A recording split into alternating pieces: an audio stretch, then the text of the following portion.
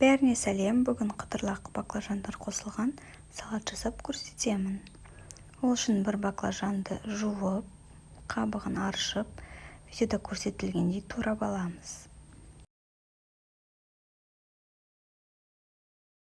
Сосын бір шай қасық тұз қосып, салқын су құйып, 30 минутқа қалдырып қоямыз. Дайын баклажандарды осындай қағазға қойып, кептіріп аламыз.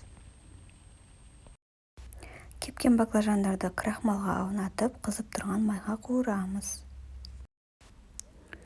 Тұздығын жасау үшін сарымсақтарды үккіштен өткіземіз.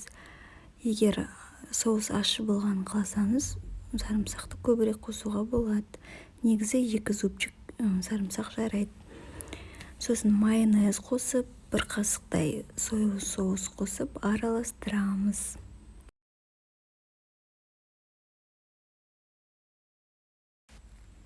Тарелкаға жуылып кептірілген микс салатты алып, қолмен тураймыз.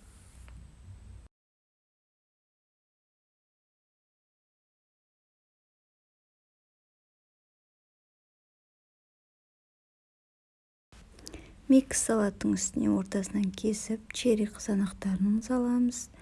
Қуырылған баклажандарымызды қойып шығамыз. Сосын соусымызды құямыз. Осымен салатымыз дайын, барлықтарыңызға ас болсын.